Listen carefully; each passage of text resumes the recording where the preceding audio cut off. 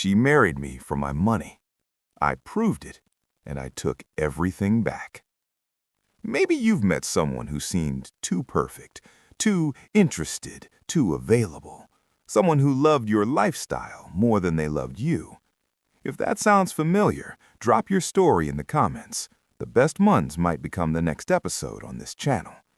But let me tell you how I learned that some people see relationships as business transactions. My name is Marcus Chen, and this is the story of how I married a professional con artist. I sold my tech startup 3 years ago, $42 million.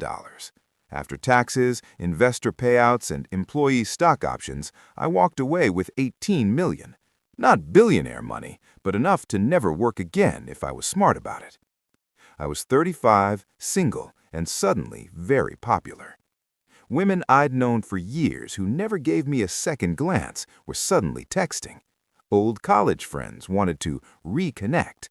Dating apps that used to ignore me were now matching me with models and influencers. I wasn't stupid. I knew what had changed, but I was lonely and I wanted to believe someone could love me for me.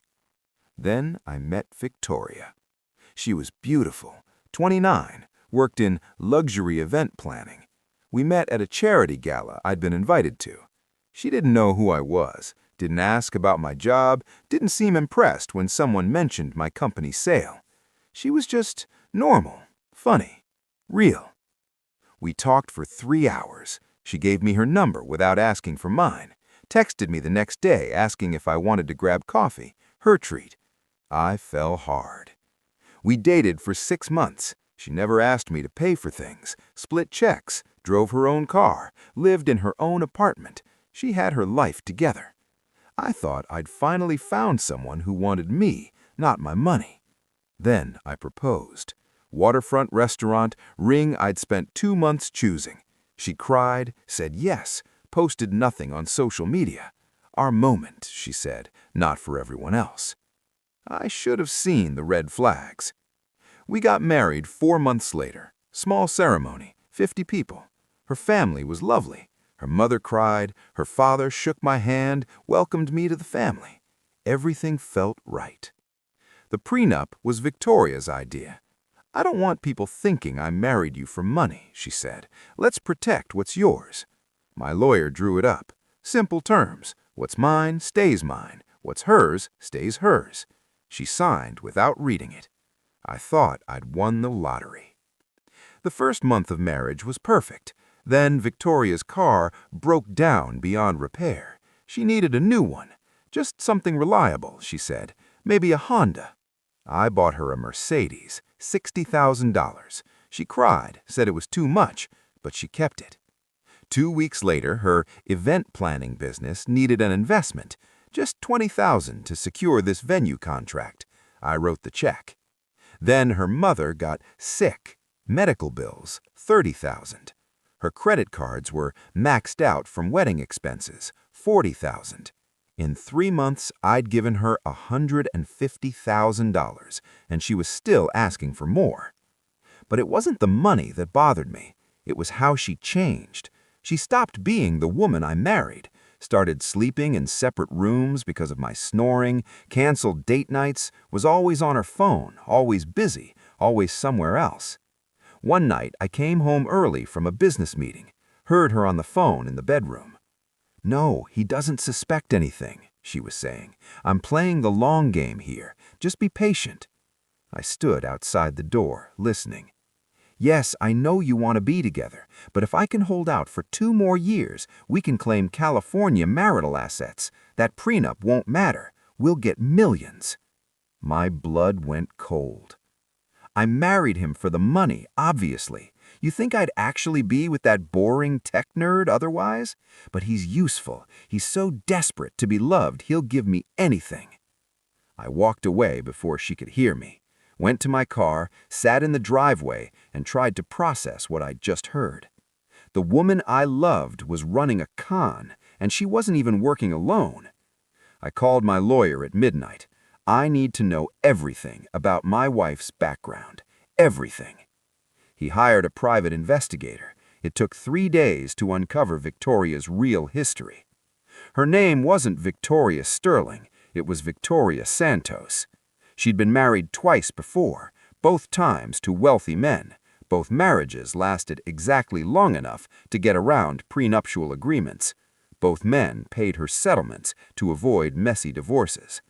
First husband, real estate developer, married 18 months, settlement $800,000. Second husband, investment banker, married 2 years, settlement $1.2 million. I was number 3, and she was aiming for much more. The investigator found her social media under her real name, posts from before she met me, pictures with the mystery voice on the phone, her actual boyfriend, Derek. They'd been together for 5 years, living together, planning this together. There were messages between them detailing the whole scheme, how she'd researched me, showed up at that gala specifically because she knew I'd be there, pretended to not know who I was, played the independent woman to hook me. Everything was calculated. She'd even practiced lines. Our moment, not for everyone else. That wasn't romantic. That was strategy. Keep it off social media so Derek wouldn't be visible in her life. I had everything I needed, but I wanted more than a divorce. I wanted justice. I set up a trap. Told Victoria I was considering selling another company. Told her the deal was worth $30 million. Watched her eyes light up. "That's amazing, baby," she said. First time she'd called me that in months. Suddenly she was interested in me again. Date nights appeared on the calendar. She moved back into our bedroom, acted like the woman I married, all because she thought a bigger payday was coming. I told her we should celebrate, invited her family, invited her friends, including several people the investigator had identified as part of her previous cons. Rented a private room at an expensive restaurant. Victoria thought I was announcing the business deal. She wore her most expensive dress, brought her mother, smiled like she'd already won. Instead, I projected everything onto a screen. Her real name, her previous marriages, the settlement amounts, screenshots of her messages with Derek, pictures of them together, bank records showing where my money had actually gone, not to her sick mother or her business, but to Derek's apartment, Derek's car, Derek's lifestyle. "This," I said, addressing the room, "is Victoria Santos, a professional con artist. This is her 3rd marriage to a wealthy man, and this is her boyfriend of 5 years, who she's been supporting with my money." Victoria went white. Her mother tried to leave. I had security at the doors. "Everyone in this room," I continued, "is either a victim of Victoria's schemes or a participant in them. The authorities are already aware, and every dollar she took from me under false pretenses is being recovered as fraud. I'd already moved my assets, changed passwords, frozen joint accounts, filed for annulment based on fraud. My lawyers had everything ready. Victoria tried to speak. "Marcus, please, I can explain."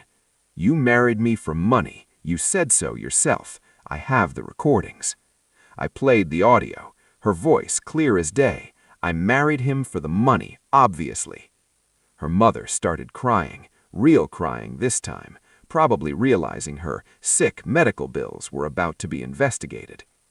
The annulment was granted within 3 weeks. Fraud invalidated the marriage. Fraud invalidated the prenup, in my favor. Victoria got nothing, not the car, not the jewelry, not a single dollar. Better yet, my lawyer filed civil suits to recover the $150,000 she'd taken under false pretenses. Victoria's previous victims came forward. A criminal investigation opened into marriage fraud. Victoria's currently fighting legal battles on multiple fronts. Her assets frozen, her reputation destroyed, her con artist career finished. Derek left her the moment the money disappeared. Turns out he really was only in it for the money, too. As for me, I learned an expensive lesson. Some people see dollar signs where there should be love. They're good at their job because they practice. They study their targets. They play roles perfectly. But they always slip up. They always get greedy, and they always reveal who they really are when they think no one's listening. I'm dating now, but I'm smarter. I don't lead with my net worth. I don't flash money. I wait to see who people are when they think I'm ordinary. Because the right person will love you when you're ordinary. The wrong person will only love you when you're useful. Victoria thought she was playing me, but she never realized that quiet, boring tech nerds got rich by paying attention to details, by spotting patterns, by planning 3 steps ahead. She conned the wrong person, and it cost her everything. So have you ever trusted someone who turned out to be using you? Maybe for money, maybe for status, maybe for connections? Maybe you saw the signs too late, or maybe you caught them just in time. Share your story in the comments below. I read every single one, and the most powerful stories might just become the next episode on this channel.